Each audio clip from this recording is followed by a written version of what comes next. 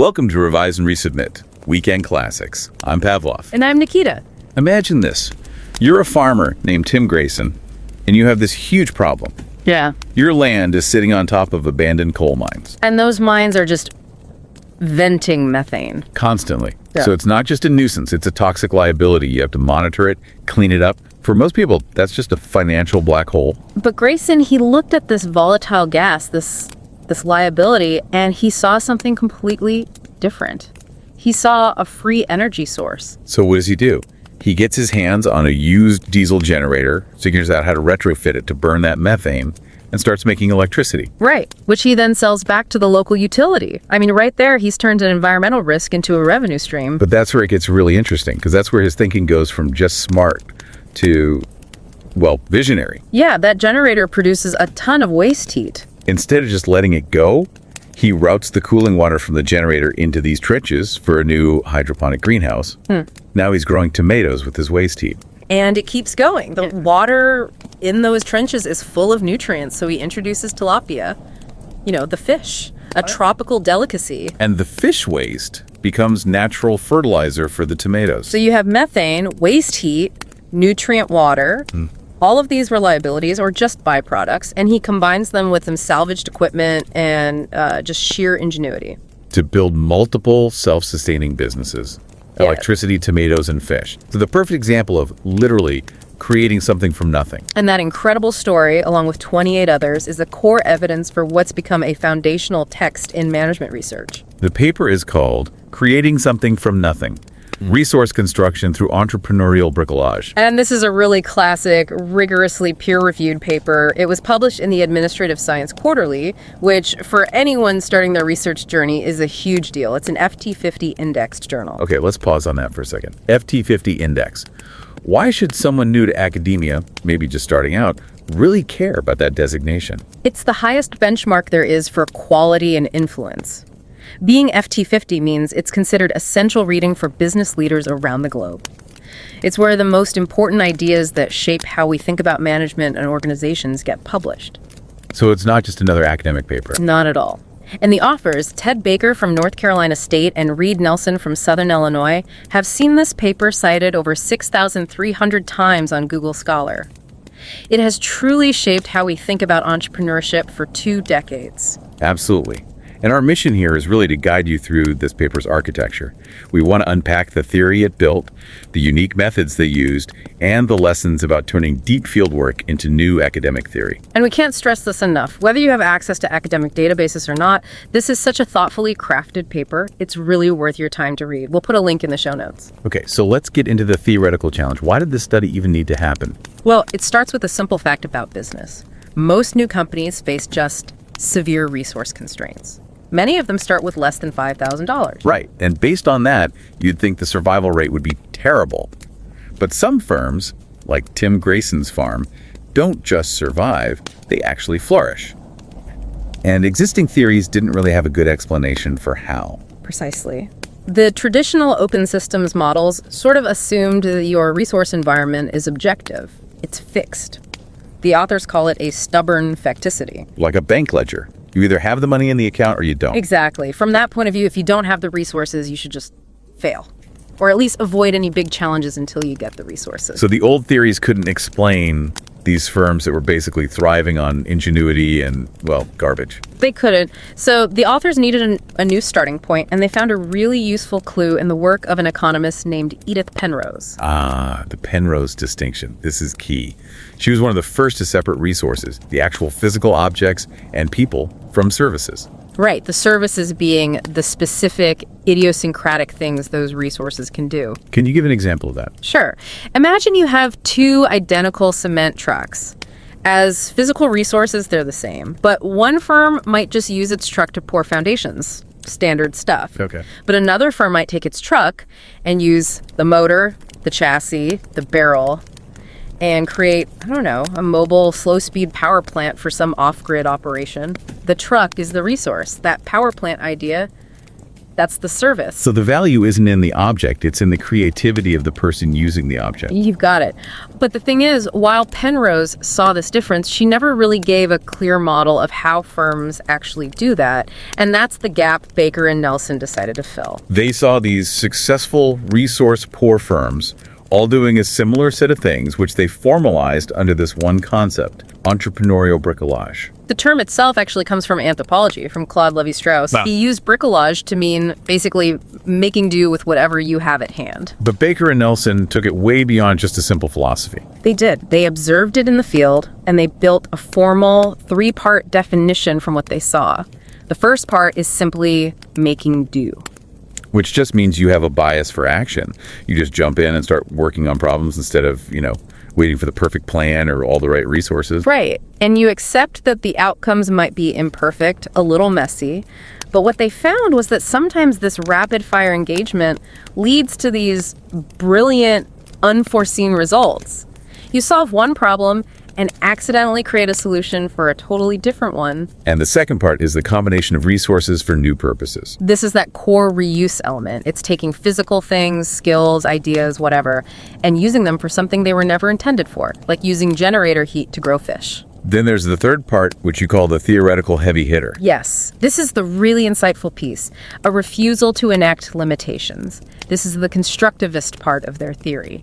That sounds academic, but what it really means is that the entrepreneur treats the world's rules as suggestions, not facts. Is that right? That's a perfect way to put it. The bricoleurs they studied consciously, willfully disregarded the supposed limitations. They'd look at a rule or a standard like methane is toxic waste or we need to buy new software, and they just insisted on trying their own way anyway. So they're reframing a problem. It's not an objective, unchangeable fact. It's a socially constructed limitation, when you can test or ignore or just work around. Exactly. And that refusal is central to their whole contribution. It shows the resource environment isn't fixed, it's malleable. Now, for anyone listening who's thinking about doing their own research, the way they did this study is it's incredible. A great example of rigorous inductive research. Oh, absolutely. They used what's called grounded theory, which means they were constantly moving back and forth between what they were seeing in the case studies and the theory they were building. And their sample was 29 small resource-constrained firms. Yeah, and they deliberately chose firms in an economically depressed area, a declining mining region. This gave them, as you said before, a natural laboratory of scarcity. And this wasn't some remote study. I mean, the authors really put in the time. They really did. Over 2 years, they logged 757 hours of fieldwork, 167 formal interviews with 87 different people. That is deep immersion. You really can't get that kind of insight from a survey. No way. So much of what they learned came from just being there on site, watching things happen in real time. You have to see bricolage to understand it. With that much time immersed in these companies, how did they maintain their academic distance? That's where their comparative analysis was so smart. They didn't just study the successful bricoleurs, they focused on 16 firms that did it, and then they contrasted them with 9 very similar firms that did not. Like Paul Hatchett's Autotech, who's kind of their control group. Exactly. Paul's whole model was to be like a big GM dealership. He only used new parts, standard procedures. If he couldn't do a job by the book, he just refused the work. So by comparing him to the bricoleurs, they could see which behaviors actually made a difference. It let them isolate what really mattered. Let's talk through a few more of these examples. Look at Jim Roscoe, case number 10. His electronics repair market goes soft, and he's just left with a building full of scavenged parts and old testing equipment. That's the making do part. So he takes this pile of junk, combines it with a friend's welding skills, and they create a brand new tool. A tool for coal mine technicians. A simple, rugged tool that let them test high-voltage underground power lines without having to shut everything down. A brand new service, created from unwanted parts. Then there's Jason Bond, the billing manager.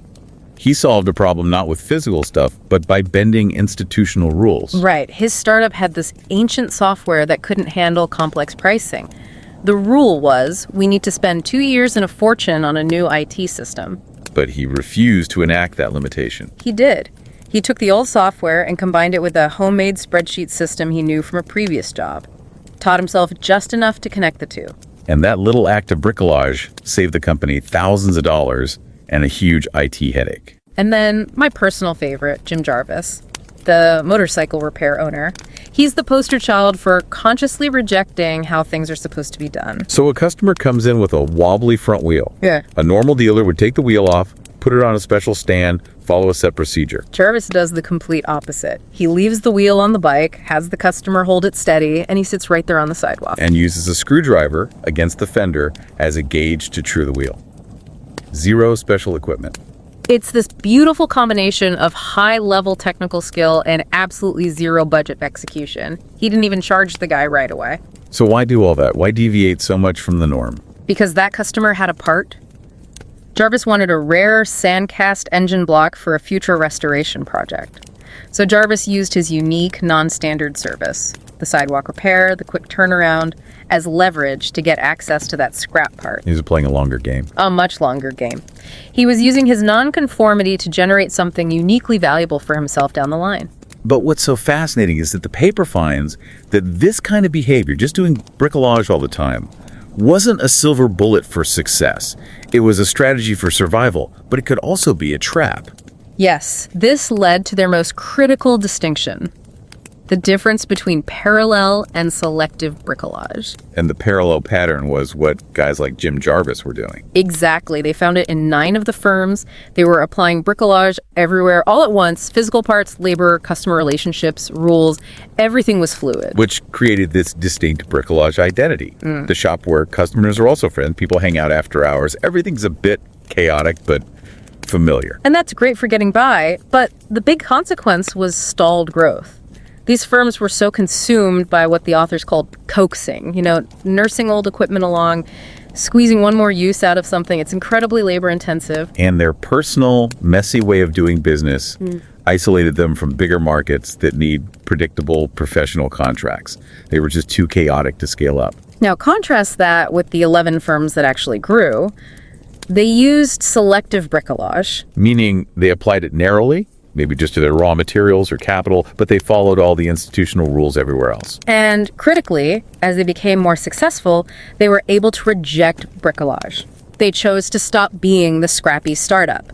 They started to enact limitations. They created routines, implemented standards, and moved to more impersonal transactions. Compton Rentals is the perfect example of this. It is. The owner starts out using broad bricolage to fix up a rundown trailer park. Scavenged parts, letting tenants do repairs for cheaper rent, total survival mode.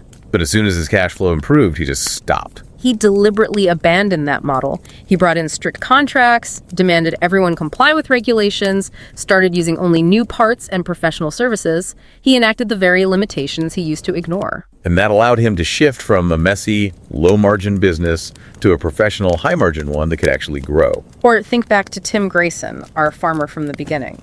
He was doing successive bricolage mines to electricity to fish, but he was always scrupulous about the legal and institutional rules. Right. His environmental permits were perfect. His contracts with the utility were standard. He was selective. He used bricolage on his physical inputs, but he avoided the social and legal messiness of the parallel bricoleurs. And that's what allowed him to scale his operation. So when you pull it all together, what does this mean for our understanding of entrepreneurship? The paper's big synthesis is this. Bricolage is the engine that lets people build their own unique resource environments. They do it by actively testing and pushing back against limitations. It's not passive. It takes a ton of effort and creativity. It really challenges that mainstream idea that opportunities are just out there waiting to be discovered. It does. Bricolage suggests that the act of discovering an opportunity and the act of creating the resources to pursue it are often the exact same thing.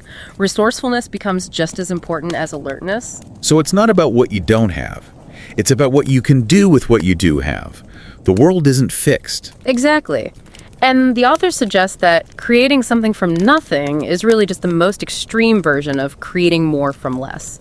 But the firms that really succeeded were the ones that knew when to turn that bricolage engine off. When to move from being creative and scrappy to being efficient and predictable. Which I think brings us to a final thought, one that's really for you, the listener. Think about the skills you have, the old projects you've worked on, the social flexibility you possess. Those are your bricolage capabilities. So the question to ask yourself is, how might applying those selectively instead of constantly be the key to turning your own potential into real measurable success? What is one institutional or habitual limitation you're following right now that might just be worth testing? And don't forget to subscribe to Revise and Resubmit on Spotify and Apple Podcasts. Until next time, keep those minds curious, keep questioning, and keep revising and resubmitting.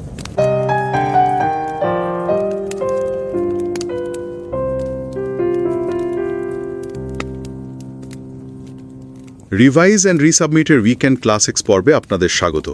আমি Pavlov. আর আমি নিকিতা। ভাবা যাক, gym Jarvis নামে একজন motorcycle mechanic তার দোকানের বাইরে ফুটপাতের ওপর হাঁটু গেড়ে বসে আছেন। সামনে একজন গ্রাহক বেশ চিন্তিত, তার মোটরসাইকেলের সামনের চাকায় কি একটা সমস্যা হয়েছে। আচ্ছা। জিমের হাতে কিন্তু কোনো ভারী যন্ত্রপাতি নেই। তিনি খালি হাতে চাকাটা ঘুরিয়ে দেখছেন আর গ্রাহকের সাথে কথা বলছেন, বোঝার চেষ্টা করছেন ঠিক কি হয়েছে। মানে কোনো ফর্মাল চেকআপ না আর কি? একদমই না। তারপর পকেট থেকে একটা সাধারণ স্পোক রেঞ্চ আর একটা স্ক্রুড্রাইভার বের করে চাকাটা ঠিক করার চেষ্টা করছেন। আর সবচেয়ে অবাক করার মতো ব্যাপার হলো, এই কাজের জন্য তিনি কোনো বিলও নিচ্ছেন না। তাই নাকি? কেন? কারণ তিনি জানেন এই গ্রাহকের কাছে একটি দুর্লভ মোটরসাইকেলের ইঞ্জিন ব্লক আছে, আর ওটা তার অন্য একটা প্রজেক্টের জন্য খুব দরকার। ও, বুঝেছি। মানে সম্পর্ক আর হাতের কাছে জিনিস দিয়ে সমস্যা সমাধানের একটা অসাধারণ উদাহরণ এটা। ঠিক তাই। আর মজার ব্যাপার হলো, এই যে গল্পটা, এটা কিন্তু কোনো বানানো গল্প নয়, এটা একটা অসাধারণ গবেষণার অংশ। হ্যাঁ, আর এই গবেষণাটা ছাপা হয়েছিল অ্যাডমিনিস্ট্রেটিভ সায়েন্স কোয়ার্টারলির মতো একটা জার্নালে, যেটা ফিনান্সিয়াল টাইমসের র্যাঙ্কিং অনুযায়ী মানে বিশ্বের সেরা 50টা জার্নালের একটা। আচ্ছা, গবেষণাপত্রটার শিরোনাম কি ছিল? শিরোনামটা হলো creating something from nothing, resource construction through entrepreneurial bricolage. আর এর লেখক হলেন টেড বেকার, নর্থ ক্যারোলাইনা স্টেট ইউনিভার্সিটির, এবং রিড ই নেলসন, সাউদার্ন ইলিনয় ইউনিভার্সিটি ও সাও পাওলো বিশ্ববিদ্যালয়ের গবেষক। ম্যানেজমেন্টের জগতে তো এটা একটা ক্লাসিক লেখা হিসেবে পরিচিত। গুগল স্কলারের এর সাইটেশন সংখ্যা দেখলাম 6300-রও বেশি। হ্যাঁ, উদ্যোক্তাদের একটা বিশেষ ক্ষমতা, যাকে বলা হয় ব্রিকোলাজ, সেটা বোঝার জন্য এই পেপারটা পড়তেই হয়। আজকের আলোচনাটা তাহলে সেই গবেষণাপত্রটির উপরেই। যারা গবেষণা জগতে নতুন, তাদের জন্য এই কাজটি বিশেষভাবে অনুপ্রেরণা দেবে, তাই না? একদম। তাই আমাদের অনুরোধ থাকবে, শ্রোতারা যেন অবশ্যই সময় করে এই অসাধারণ গবেষণাপত্রটি পড়েন। এর লিঙ্ক শোনোটসে দেওয়া থাকবে। চলুন তাহলে শুরু করা যাক। আচ্ছা, গবেষণার মূল প্রশ্নটা ঠিক কী ছিল? প্রশ্নটা মানে দেখতে খুব সহজ, কিন্তু আসলে খুব গভীর। যেসব ব্যবসা প্রতিষ্ঠানের সম্পদ খুব সীমিত, তারা কিভাবে টিকে থাকে? শুধু টিকেই থাকে না, মাঝে মাঝে বেশ সফলও হয়। যেখানে অর্থনীতির সব বড় বড় বই আমাদের বলে যে একটা ব্যবসা দাঁড় করানোর জন্য যথেষ্ট সম্পদ থাকাটা অপরিহার্য। তার মানে প্রচলিত ধারণাটা হলো, আপনার হাতে কি কি মহড়া আছে তার ওপরই খেলার জয় পরাজয় নির্ভর করবে। কিন্তু এই ব্যাপারটা বলছে যে ভালো খেলোয়াড়রা নিজেরাই নিজেদের মহড়া বানিয়ে নিতে পারে। ঠিক এই পয়েন্টটাই। প্রচলিত তত্ত্বগুলো বলে যে সম্পদের পরিবেশটা হলো একটা বস্তুনিষ্ঠ বাস্তবতা, মানে যা আছে তাই আছে। কিন্তু এই গবেষকরা বলছেন না। কি বলছেন তারা? তারা বলছেন উদ্যোক্তারা তাদের চারপাশের অবস্থাকে খালি মেনে নেয় না, তারা সেটাকে নিজেদের মতো করে গড়ে তোলে। হাতের কাছে যা পায় তাই দিয়ে নতুন কিছু তৈরি করে। এই যে হাতের কাছে যা পায় তাই দিয়ে তৈরি করা, এই ধারণাটার কি কোনো বিশেষ নাম আছে? হ্যাঁ, আছে। এই জোগাড় করে কিছু একটা বানিয়ে ফেলার প্রক্রিয়াটারই একটা গালভরা ফরাসি নাম দিয়েছেন গবেষকরা, ব্রিকোলাজ। ব্রিকোলাজ? হ্যাঁ, ক্লদ লেভি স্ট্রাউস নামে একজন নৃবিজ্ঞানী এই ধারণাটা প্রথম ব্যবহার করেন। সোজা কথায়, হাতে যা আছে তাই দিয়ে চালিয়ে নাও এবং নতুন কিছু তৈরি করো। গবেষকরা এর 3টে মূল দিক খুঁজে পেয়েছেন। কি কি? প্রথমটা হলো মেকিং ডু, মানে সমস্যা দেখে ঘাবড়ে না গিয়ে হাতের কাছে যা আছে তাই দিয়েই কাজ চালিয়ে নেওয়ার একটা মানসিকতা। আর দ্বিতীয়টা তাহলে পুরনো বা ফেলে দেওয়া জিনিসকে নতুন কাজে লাগানো? একদম। পুরনো যন্ত্রাংশ, বাতিল মালপত্র, এমনকি অন্যের চোখে যা আবর্জনা, সেগুলোকে নতুনভাবে একত্রিত করে নতুন কোনো সমস্যার সমাধান করা। আর তৃতীয়টা? তৃতীয় দিকটা হলো শুধুমাত্র সেই সব জিনিসই ব্যবহার করা যা হয় বিনামূল্যে পাওয়া যায় অথবা খুব সস্তায় মেলে। অন্যের চোখে যার কোনো দাম নেই, ব্রিকোলাজ করা মানুষটার চোখে সেটাই বিরাট সম্পদ। এই ধারণাটা তো দারুণ, কিন্তু এটা তো একটা বেশ বড় দাবি। গবেষকরা কি শুধু কয়েকটা গল্প শুনেই এই সিদ্ধান্তে পৌঁছেছেন, নাকি এর পেছনে আরও গভীর কোনো পর্যবেক্ষণ ছিল? মানে তারা ঠিক কিভাবে কাজটা করলেন? খুব গুরুত্বপূর্ণ প্রশ্ন, আর এখানেই নতুন গবেষকদের জন্য বড় শিক্ষা লুকিয়ে আছে। এটা ছিল একটা ফিল্ড স্টাডি। গবেষকরা ২৯টা ছোট সম্পদ সীমিত সংস্থাকে দিনের পর দিন ধরে পর্যবেক্ষণ করেছেন। আচ্ছা। আর তাদের পদ্ধতিটা ছিল গ্রাউন্ডেড থিওরি। এর মানে হলো তারা আগে থেকে কোনো তত্ত্ব মাথায় নিয়ে মাঠে যাননি।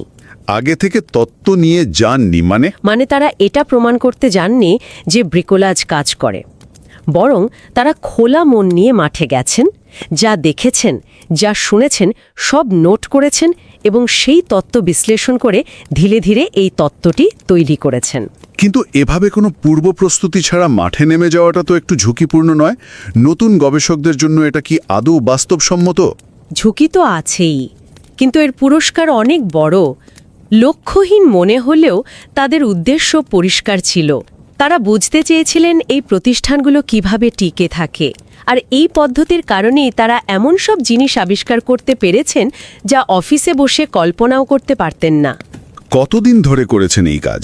তারা মোট ৭৫৭ ঘন্টা ফিল্ড ওয়ার্ক করেছেন। ৭৫৭ ঘন্টা?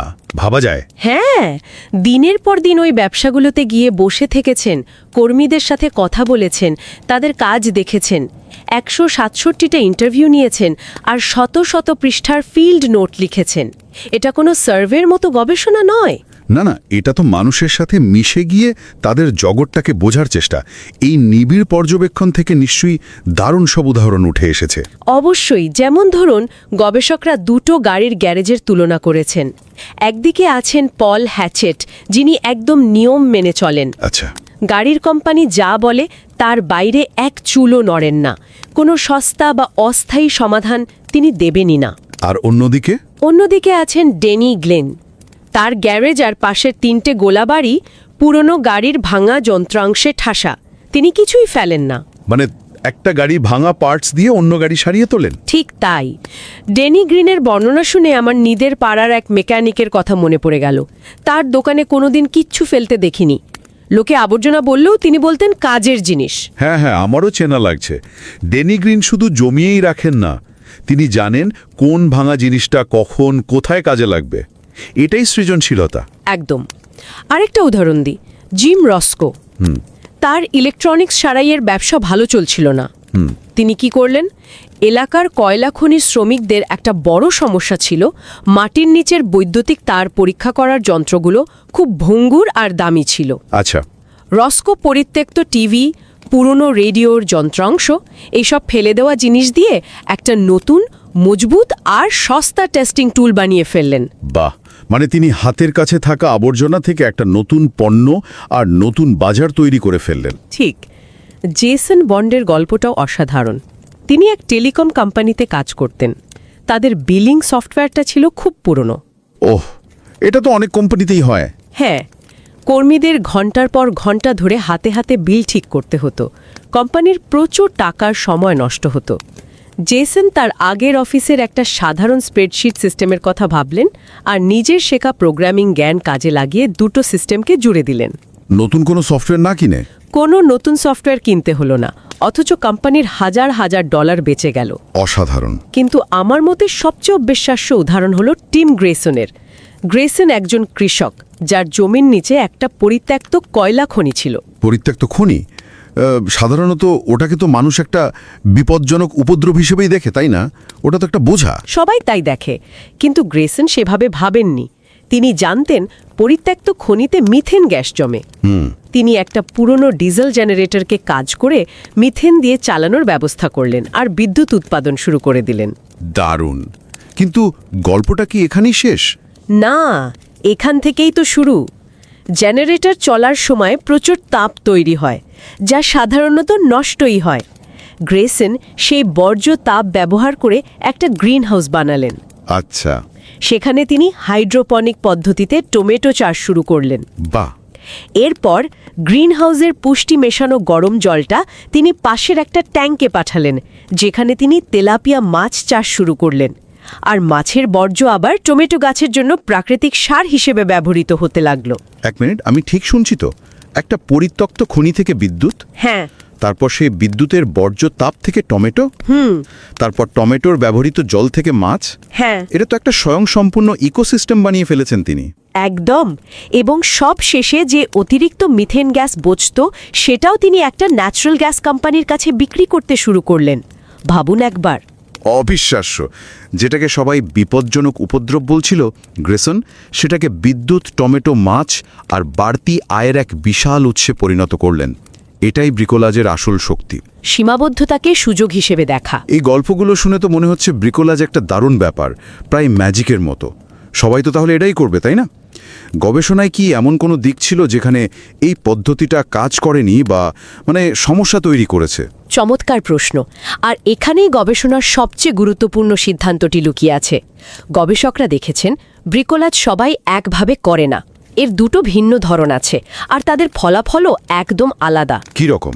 প্রথমটিকে তারা বলছেন প্যারালাল ব্রিকোলাজ। গবেষণার 29টি কোম্পানির মধ্যে 9টি ছিল এই ধরনের। এরা তাদের ব্যবসার প্রায় সব কাজেই ব্রিকোলাজ ব্যবহার করে। মানে তাদের পুরো ব্যবসায় জোগাড়ের ওপরে চলে? অনেকটা তাই।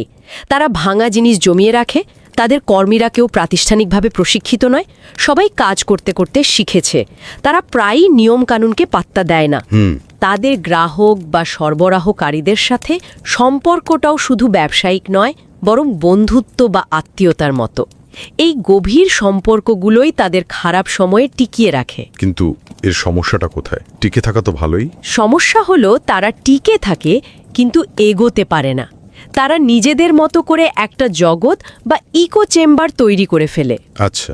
সেখানে সবাই একই ভাষায় কথা বলে, একই নিয়মে কাজ করে, কিন্তু এই জগতের বাইরের কোনো নতুন হাওয়া তাদের গায়ে লাগে না। তারা সারাদিন ছোটখাটো সমস্যা সমাধান করতে এতটাই ব্যস্ত থাকে যে বড় কোনো সুযোগ তাদের চোখে পড়ে না। তার মানে যে কৌশলটা একটা ব্যবসাকে শূন্য থেকে শুরু করতে সাহায্য করে, সেটাই একসময় তার বড় হওয়ার পথে বাধা হয়ে দাঁড়ায়। ঠিক ধরেছেন। টিকে থাকার জন্য যে মানসিকতা দরকার, বেড়ে ওঠার জন্য হয়তো ঠিক তার উল্টোটা প্রয়োজন হতে পারে। এটা তো যে কোনো উদ্যোক্তার জন্য একটা বড় চ্যালেঞ্জ। একদম। এর বিপরীতে আছে দ্বিতীয় ধরনটি, যাকে বলা হয় সিলেক্টিভ ব্রিকোলাজ। গবেষণার 11টি প্রতিষ্ঠান এই পদ্ধতি ব্যবহার করত। সিলেক্টিভ মানে বেছে বেছে? হ্যাঁ, নাম শুনেই বোঝা যাচ্ছে তারা বেছে বেছে কৌশলগতভাবে ব্রিকোলাজ ব্যবহার করে। সৎক্ষেত্রে নয়, বরং যেখানে দরকার শুধু সেখানে। তারা জানে কখন নিয়ম ভাঙতে হবে আর কখন নিয়ম মানতে হবে।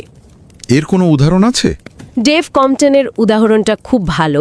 তিনি একটা প্রায় ধ্বংস হয়ে যাওয়া ট্রেলার পার্ক কিনেছিলেন। প্রথমে তিনি পুরোপুরি ব্রিকোলাজ ব্যবহার করেছেন।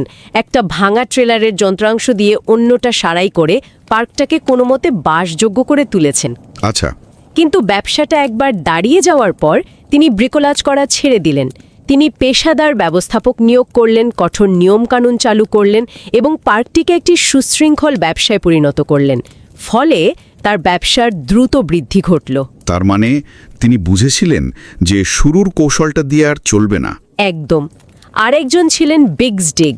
তার কাজ ছিল পরিত্যক্ত খনি পরিষ্কার করা। তিনি ইনপুটের ক্ষেত্রে ব্রিকোলাজ করতেন, যেমন ফেলে দেওয়া খনি সরঞ্জাম ব্যবহার করতেন। কিন্তু ব্যবসার অন্য দিকে, যেমন গ্রাহকদের সাথে সম্পর্ক বা পরিবেশের নিয়মকানুন মানার ক্ষেত্রে, তিনি ছিলেন 100% পেশাদার। তিনি এই দুটো জগতের মধ্যে একটা দারুণ ভারসাম্য তৈরি করেছিলেন। তাহলে সব মিলিয়ে গবেষণার মূল সিদ্ধান্তটা কি দাঁড়ালো? ব্রিকোলাজ ভালো নাকি খারাপ? সিদ্ধান্তটা হলো ব্রিকোলাজ টিকে থাকার জন্য একটা অসাধারণ শক্তিশালী কৌশল, কিন্তু অন্ধভাবে সব ক্ষেত্রে এর ব্যবহার করলে ব্যবসার বৃদ্ধি থেমে যেতে পারে। তার মানে সফল উদ্যোক্তারা, যারা সফল হয়েছে, তারা ব্রিকোলাজকে একটা টুল বা যন্ত্র হিসেবে দেখেছে, একমাত্র উপায় হিসেবে নয়। তারা জানে কখন এই যন্ত্রটা ব্যবহার করতে হবে আর কখন এটাকে বাক্সে ভরে রেখে প্রচলিত নিয়ম মানতে হবে। এই আলোচনা থেকে একটা বিষয় খুব পরিষ্কার হলো, সম্পদ জিনিসটা আসলে কি তা আমাদের দৃষ্টিভঙ্গির ওপর নির্ভর করে। যা একজনের কাছে আবর্জনা, তাই আরেকজনের কাছে ব্যবসার মূলধন হতে পারে। ঠিক। কিছুই না থেকে কিছু একটা তৈরি করার এই প্রক্রিয়াটাই উদ্যোক্তাদের মূল চালিকা শক্তি। আর যারা গবেষণা শুরু করতে চলেছেন তাদের জন্য এর শিক্ষাটা আরও গভীর, তাই না? অবশ্যই। অনেক সময় আমরা ভাবি আমার কাছে তো বড় ডেটা সেট নেই, দামি সফটওয়্যার নেই বা বড় কোনো রিসার্চ গ্রান্ট নেই, তাহলে আমি কিভাবে ভালো গবেষণা করব? এই পেপারটা আমাদের শেখায় ওসবের জন্য অপেক্ষা না করে চারপাশে টাকাতে। এমন অনেক পরিত্যক্ত ধারণা, ডেটা বা পদ্ধতি আমাদের আশপাশ পড়ে আছে যেগুলোকে নতুনভাবে একত্রিত করলেই একটা অসাধারণ গবেষণা হয়ে যেতে পারে। সৃজনশীলতাই এখানে মূল সম্পদ। আলোচনাটা শেষ করা যাক একটা প্রশ্ন দিয়ে। ব্রিকোলাজের এই ধারণা কি শুধু ব্যবসার ক্ষেত্রেই সীমাবদ্ধ, নাকি আমাদের ব্যক্তিগত জীবনে বা একাডেমিক ক্যারিয়ারেও একইভাবে প্রয়োগ করা যেতে পারে, যেখানে আমরা প্রায় সীমিত সময়, অর্থ আর সুযোগ নিয়ে বড় স্বপ্ন দেখি? ভাবনার অবকাশ রইল।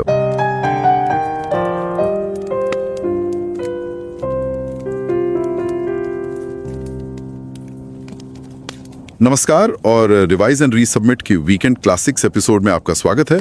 मैं हूं पाब्लो। और मैं हूं निकिता। जरा सोचिए, एक किसान है ठीक है। और उसकी जमीन पर कोयले की पुरानी बंद पड़ी खदानें हैं।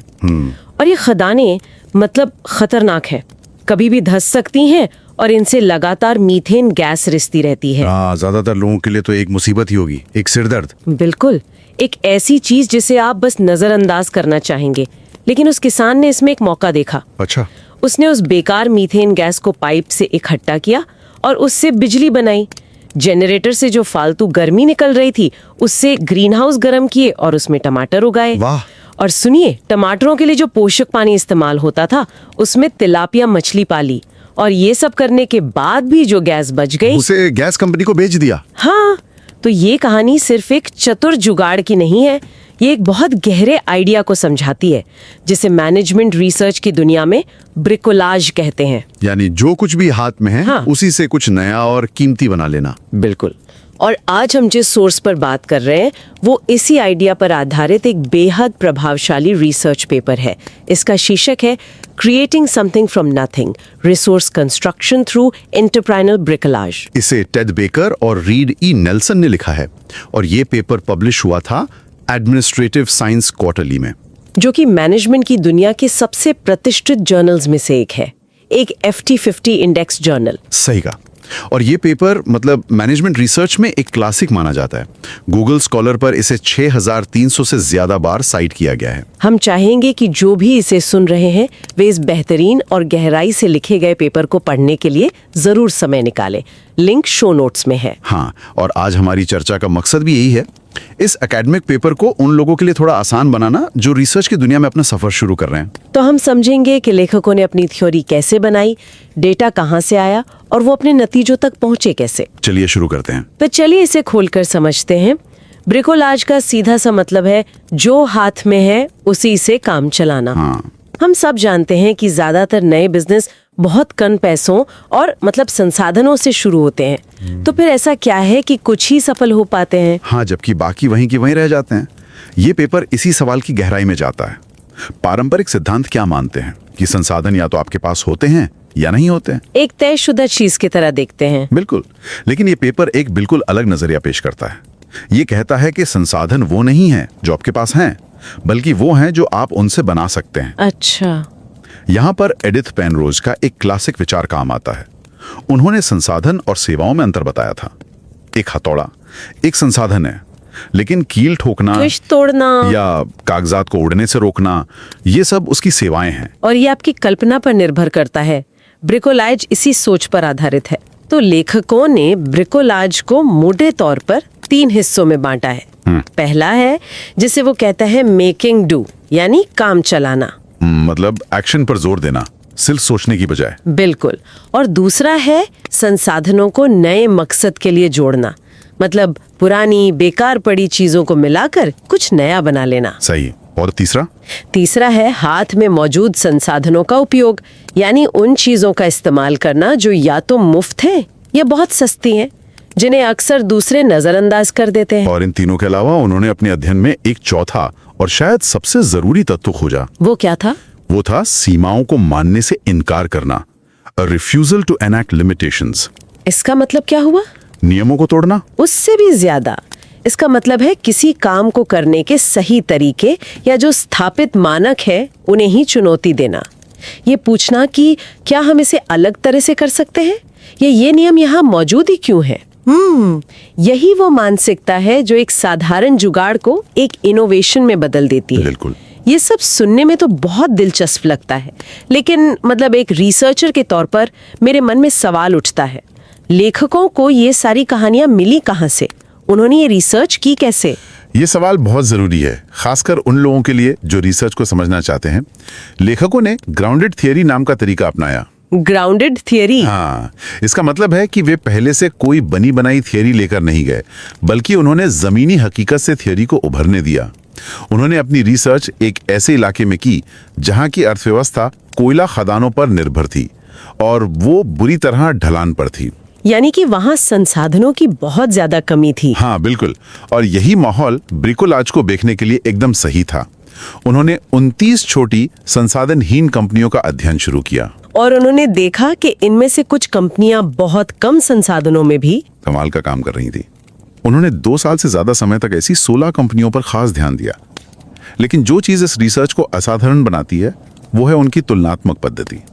तुलनात्मक मतलब उन्होंने सिर्फ सफल कंपनियों को ही नहीं देखा? नहीं, ब्रिकोलाज को बेहतर ढंग से समझने के लिए उन्होंने 9 ऐसी कंपनियों का भी अध्ययन किया जो उन्हीं हालात में थी लेकिन ब्रिकोलाज का इस्तेमाल नहीं करती थी। अच्छा, जैसे पॉल हैचेट का ऑटो गैराज। वो हमेशा कंपनी के बताए नियमों और नए पार्ट्स का ही इस्तेमाल करता था। वो कभी भी किसी सस्ती मरम्मत या जुगाड़ के लिए तैयार नहीं होता था, भले ही ग्राहक की जेब पर भारी पड़े। तो ये तुलना उनके विश्लेषण को बहुत मजबूत बनाती है। हाँ, क्योंकि ये दिखाती है कि एक ही माहौल में 2 अलग-अलग सोच के नतीजे कितने अलग हो सकते हैं। और ये कोई आराम कुर्सी पर बैठकर की गई रिसर्च नहीं थी। नहीं। उन्होंने सैकड़ों घंटे फील्ड में बिताए, लोगों को काम करते हुए देखा और 167 इंटरव्यू किए। बिल्कुल, ये जमीनी स्तर पर की गई एक बहुत गहरी पड़ताल थी। इन सब में से एक कहानी ने मुझे सबसे ज्यादा चौंकाया, वो मोटरसाइकिल मैकेनिक वाली। आप जिम जार्विस की बात कर रही हैं? हाँ, जिम जार्विस। कहानी कुछ यूं है कि एक ग्राहक खराब पहिए के साथ आता है। अब जिम दुकान के अंदर वर्कशॉप में जाने की बजाय बाहर फुटपाथ पर ही बैठ जाता है और पहिया चेक करने लगता है। और उसे ठीक करने के लिए वो किसी मानक औजार की जगह एक स्क्रू ड्राइवर का इस्तेमाल करता है और काम हो जाने के बाद ग्राहक से उस समय कोई पैसा भी नहीं लेता। यहाँ जो बात आकर्षक है वो ये है कि जिम जार्विस सिर्फ एक बाइक ठीक नहीं कर रहा था, वो एक बड़ी तस्वीर देख रहा था। मतलब? उसे उस ग्राहक की बाइक में लगा एक दुर्लभ इंजन ब्लॉक चाहिए था, जो उसे पता था कि ग्राहक बेचना नहीं चाहता। उसने इंडस्ट्री के सारे स्थापित नियमों को तोड़ा, जैसे दुकान के अंदर काम करना, सही औजारों का इस्तेमाल, तुरंत बिल बनाना। हाँ, ये सब ताकि वो एक ऐसी सेवा दे सके जो कोई और डीलर नहीं दे सकता था। उसने एक रिश्ता बनाया। यानी वो एक छोटी सी मरम्मत को एक बड़े सौदे के लिए इस्तेमाल कर रहा था। ये तो बहुत आगे की सोच है। बिल्कुल, और ये दिखाता है कि संसाधन सिर्फ औजार या पुर्जे नहीं होते। एक ग्राहक के साथ आपका रिश्ता भी एक संसाधन है। उस स्क्रू ड्राइवर की कीमत कुछ नहीं थी, पर उस रिश्ते की कीमत बहुत ज्यादा थी। और भी उदाहरण है, जैसे जिम रॉस्को। उनका इलेक्ट्रॉनिक्स रिपेयर का काम मंदा पड़ गया था। हाँ, और उनके पास टीवी और दूसरे उपकरणों से निकाले गए पुराने पुर्जों का ढेर था। और उन्होंने उन पुर्जों का इस्तेमाल करके एक ऐसा टूल बनाया जो कोयला खदानों की हाई वोल्टेज केबल को बिना हिलाए या काटे टेस्ट कर सकता था। कुछ नहीं से कुछ बनाने का ये एक सटीक उदाहरण है। उसने एक ऐसी समस्या का हल निकाला जिसके बारे में बड़ी कंपनियां सोच भी नहीं रही थी। वो भी उन चीजों से जिन्हें दूसरे कबाड़ समझते थे। बिल्कुल, उसने अपने कबाड़ में एक छिपा हुआ अवसर देखा। यही तो ब्रिकोलाज का सार है। तो इसका मतलब क्या निकलता है? रिसर्चर्स ने पाया कि ब्रिकोलाज अपनाने वाली कंपनियां 2 अलग-अलग रास्तों पर चलती हैं और दोनों के नतीजे बिल्कुल अलग होते हैं। हाँ। पहला रास्ता है जिसे पेपर पैरेलल ब्रिकोलाज कहता है। समानांतर ब्रिकोलाज, इसका क्या मतलब है? आसान भाषा में कहें तो ये वो कंपनियां हैं जो अपने हर काम में हर समय ब्रिकोलाज करती हैं। कबाड़ से सामान इकट्ठा करना इनकी आदत है। ये नियमों की ज्यादा परवाह नहीं करते और अपने ग्राहकों और दोस्तों के एक छोटे से नेटवर्क के साथ ही काम चलाते हैं। और नतीजा ये है कि ये कंपनियां मुश्किल हालात में जीवित तो रहती हैं, लेकिन कभी आगे नहीं बढ़ पाती। वे हमेशा एक ही स्तर पर अटकी रहती हैं। सही।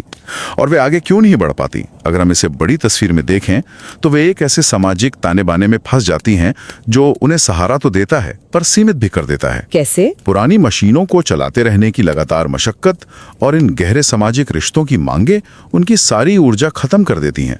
जैसे एक ग्राहक जो दोस्त भी है, वो उम्मीद करेगा कि उसकी गाड़ी की मरम्मत सस्ते में या उधार पर हो जाए। अच्छा। इस तरह के कई रिश्ते मिलकर कंपनी पर एक बोझ बन जाते हैं। वे कभी भी स्थिर प्रक्रियाएं या रूटीन नहीं बना पाते जो किसी भी बिजनेस के विकास के लिए जरूरी हैं। लेकिन क्या ये हमेशा एक बुरी चीज है? हो सकता है कुछ उद्यमियों के लिए बस बिजनेस को जिंदा रखना ही कामयाबी हो। आपका सवाल बहुत दिलचस्प है और शायद उन उद्यमियों के लिए ये एक सफलता ही है। पेपर ये नहीं कहता कि ये रास्ता गलत है, वो सिर्फ उसके नतीजों का विश्लेषण करता है। ये एक सर्वाइवल मैकेनिज्म है। लेकिन अगर लक्ष्य विकास करना है, बड़े बाजारों तक पहुंचना है, तो ये रास्ता वहां तक नहीं ले जाता। ये आपको एक सुरक्षित दायरे में फंसा देता है। तो फिर दूसरा रास्ता क्या है? उसे पेपर कहता है सिलेक्टिव ब्रिकोलाज, चयनात्मक ब्रिकोलाज। ये वो कंपनियां हैं जो ब्रिकोलाज का इस्तेमाल सोच समझकर चुनिंदा तरीके से करती हैं। किसी खास प्रोजेक्ट के लिए या बिजनेस के किसी एक हिस्से में, पूरे बिजनेस को इस पर नहीं चलाती। बिल्कुल। इसका सबसे अच्छा उदाहरण है डेव कॉम्पटन का। उन्होंने एक खस्ता हाल ट्रेलर पार्क खरीदा था। शुरुआत में उसे सुधारने के लिए उन्होंने ब्रिकोलाज का जमकर इस्तेमाल किया। पुराने ट्रेलरों के पुर्जों से दूसरे ट्रेलरों की मरम्मत की। कुछ ग्राहकों को मुफ्त में रहने दिया अगर वो खुद मरम्मत कर लें। हर तरह से काम चलाया। लेकिन यहाँ एक बड़ा मोड़ आता है। जैसे ही बिजनेस पटरी पर आया, उन्होंने ब्रिकोलाज को छोड़ दिया। हाँ, उन्होंने एक स्टैंडर्ड बिजनेस मॉडल अपना लिया जिसमें पक्के नियम, औपचारिक किराए के अनुबंध और प्रोफेशनल सेवाएं थी। ये एक मुश्किल फैसला रहा होगा। बहुत मुश्किल, लेकिन यही अंतर है। पर नतीजा ये हुआ कि इस रास्ते पर चलने वाली कंपनियां अक्सर विकास करती हैं। ये काम इसलिए करता है क्योंकि वे ब्रिकोलाज के रचनात्मक फायदों का लाभ तो उठाते हैं, लेकिन उसके जाल में फंसते नहीं। वे जानते हैं कि कब काम चलाने का समय खत्म हुआ और कब स्थिर भरोसेमंद सिस्टम बनाने का समय है। सही।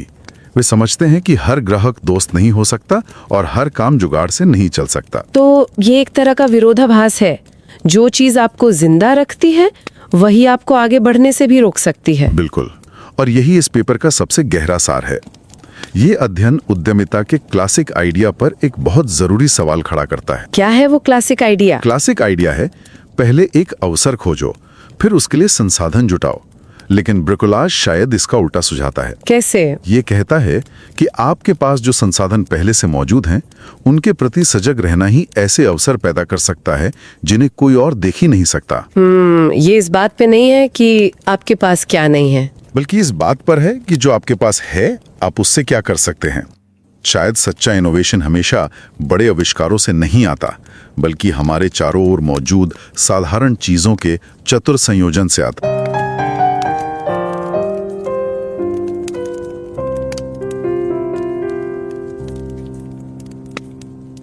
Forestil dig lige det her. Du er landmand, og på din jord, der ligger der forladte kulminer. For de fleste er de jo en plage. Et ar i landskabet, en fare, der kan styrte sammen og lave kæmpe jordfaldshuller. Men for landmanden Tim Grayson var de noget helt andet. Han så ikke et problem, han så en ressource. For nede i de her mørke tunneler, der sivede der metangas op. Så han borede et hul, fik fat i en brugt dieselgenerator, og så byggede han den om, så den kunne køre på gassen. Gassen, der før bare var en giftig drivhusgas, det producerede nu strøm til hans gård. Ja, men det er jo kun begyndelsen på den her kæde af begivenheder. For sådan en generator, den producerer en enorm mængde overskudsvarme. De fleste vil jo se det som et spildprodukt, ikke noget, man bare skal af med. Men han så det som endnu en ressource. Så han byggede et drivhus og brugte det varme vand fra generatorens kølesystem til at dyrke hydroponiske tomater året rundt. Gratis varme, simpelthen. Ja, og det bliver altså endnu vildere, for i det her næringsrige vand, som tomaternes rødder voksede i, der indså han, at han kunne opdrætte tilapia, altså en tropisk spisefisk, som normalt vil være fuldstændig umulig at holde i det klima. Fiskene trives i det varme vand, og deres affaldsstoffer blev til perfekt gødning for tomaterne. Et fuldstændig lukket kredsløb, og den metan, han så ikke selv kunne bruge, den solgte han til det lokale gasværk. Altså fra en forladt mine til strøm, varme, tomater, fisk og en ekstra indtægt. Og den her utrolige evne til at skabe noget ud af er tilsynligheden ingenting. Den er kernen i et fænomen, som forskere kalder bricolage. Og det er omdrejningspunktet for en helt klassisk akademisk artikel, vi skal folde ud for dig i dag. Den hedder Creating Something from Nothing – Resource Construction Through Entrepreneurial Bricolage. Og den er skrevet af Ted Baker og Reed E. Nelson. Og den er jo ikke bare trykt et eller andet tilfældigt sted. Den udkom i Administrative Science Quarterly. Det er altså et af de absolut tungeste og mest prestigefyldte tidsskrifter inden for ledelsesforskning. At få en artikel i det blad er lidt ligesom at vinde en Oscar, hvis man er forsker. Med over 6.300 citationer er det jo blevet en grundsten i, hvordan vi forstår iværksætteri, især når pengene er små. Lige præcis. Og derfor til dig, der lytter. Uanset om du selv er ved at starte din egen rejse ind i forskningens verden, eller du bare er nysgerrig, gør dig selv den tjeneste at læse den her artikel. Den er simpelthen et mesterværk i kvalitativ forskning. Et smukt stykke håndværk. Vi har selvfølgelig lagt et link i shownoterne. Vores mission i dag er at give dig en forsmag og vise dig maskinrummet i, hvordan sådan en vigtig indsigt bliver til. Godt. Jamen, lad os starte med selve ordet. Bricolage. Det lyder fransk og en smule kompliceret. Hvad dækker det egentlig over? Altså, i sin kerne er det ret lige til. Det betyder at lave noget ud af det, man har ved hånden. Man kan tænke på det som den diametrale modsætning til den klassiske ingeniørtilgang. Okay, hvor alt er planlagt på forhånd. Præcis. Ingeniøren designer jo først en perfekt plan, definerer præcis de materialer og ressourcer, der er brug for, og så går man ud og skaffer dem. En bricolør, som de kaldes, gør det omvendt. De starter med at kigge i rodekassen. Hvad har jeg adgang til lige nu og her? Og først derefter finder de ud af, hvad man kan skabe med det. Så det er mere end bare at være, snarrådig. For snarrådighed lyder for mig som en reaktion. Det her lyder mere som en fundamental måde at se verden på. En grundlæggende holdning. Det er en perfekt måde at sige det på. Det er en holdning. Og forfatterne bryder den holdning ned i 3 centrale elementer. For det første, en stærk trang til handling. Til at få det til at virke med det samme. For det andet, evnen til at kombinere ressourcer på nye og uventede måder. Og for det tredje, en konsekvent brug af de ressourcer, der er lige ved hånden. Altså ting, der er billige, gratis, oversete eller måske kasseret af andre. Okay, det giver rigtig god mening. Det er den klassiske definition. Ja, men her kommer så det, der gør Baker og Nelsons artikel så banebrydende. De tilføjer deres eget afgørende element til definitionen, baseret på det, de så ude i marken. De kalder det en bevidst vækring mod at anerkende begrænsninger. En vækring? Ja, det handler altså ikke kun om at være kreativ med det, man har. Det er en aktiv, næsten trodsig afvisning af den korrekte eller normale måde at gøre tingene på. Det er at se en manual og tænke, det er sikkert en fin rettesnor for andre, men jeg har en bedre idé. Den her idé om bevidst at afvise begrænsninger, det er jo næsten en hel filosofi. Det får mig til at tænke, hvordan i alverden griber man det an som forsker? Det er jo ikke noget, man kan måle i et regneark eller sende et spørgeskema ud om, vel? Netop. Og det er her, vi kommer ind på selve håndværket i studiet. Man kan ikke kvantificere en trodsig afvisning af normer. Så forfatterne lavede et dybdegående feltstudie. De brugte, hvad der svarer til næsten 5 måneders fuldtidsarbejde. 5 måneder? Ja, over 750 timer ude hos 29 små, ressourcefattige virksomheder. De var fluen på væggen, de observerede, og de førte samtaler. Ikke bare overfladiske interviews, men 176 formelle interviews med ejere, ansatte, kunder. Ja, hele økosystemet omkring de her firmaer. Så de levede nærmest sammen med dem. Det lyder både fascinerende og utroligt tidskrævende. Hvad er faldgrupperne ved sådan en metode? Man kommer vel tæt på folk. Risikerer man ikke at blive partisk? Absolut. Det er den evige balancegang i kvalitativ forskning. Og forfatterne er meget bevidste om det. De nævner netop, hvordan de konstant måtte krydstjekke deres observationer. Hvis en ejer fortalte dem en historie, så gik de til en medarbejder eller en kunde for at høre deres version. De sammenlignede noter og udfordrede hinandens fortolkninger. Og de brugte en tilgang, der hedder grounded theory, ikke? Det lyder også ret teknisk. Det gør det, men princippet er smukt. Grounded theory betyder i praksis, at man møder op næsten uden forudindtagede meninger. I stedet for at have en hypotese, man vil teste, så siger man, jeg aner ikke, hvad jeg vil finde, men jeg observerer alt, indtil mønstrene selv begynder at vise sig i data. Så det er en slags videnskabeligt detektivarbejde. Man leder ikke efter beviser, man samler alle spor og lader den pege ind i retningen af en teori, man slet ikke havde forestillet sig. Lige præcis. Og det er, hvad der skete her. De så denne mærkelige adfærd igen og igen. Denne kombination af improvisation og stædig afvisning af regler. Først senere, nærmest ved et tilfælde, faldt de over antropologen Claude Lévi-Strauss' gamle begreb bricolage og indså, at det var præcis det, de havde set. Teorien voksede ud af virkeligheden, ikke omvendt. Det er en virkelig elegant proces. Lad os gøre det konkret. Fortæl os om nogle af de her mennesker, de mødte. For at forstå bricolage er det næsten nemmest at starte med at se på det modsatte. Artiklen beskriver en fyr, Paul Hatchett, og hans autoværksted. Hans filosofi var krystalklar. Vi gør tingene på den rigtige måde. Standardiserede procedurer, originale reservedele, faste priser, ingen lappeløsninger. Det er den traditionelle model. En model, de fleste af os nok vil føle os ret trygge ved som kunder. Helt sikkert. Men sæt så det op imod en anden mekaniker i studiet. Jim Jarvis, som reparerer motorcykler. Her maler artiklen et billede, der er som en scene fra en film. En kunde kommer ind med et forhjul, der slinger. Manualen har en lang checkliste, ikke? Skift lejerne, mål fælgen op. Jarvis ignorerer det hele. Hvad gør han så? Han sætter sig bogstaveligt talt ned på hop på fortovet ved siden af cyklen. Han lytter ikke bare til, hvad kunden siger, men hvordan han siger det. I stedet for et dyrt måleværktøj bruger han en flad skruetrækker som en primitiv målepind til at tække ærerne. Han justerer et par stykker, drejer hjulet, og problemet er løst.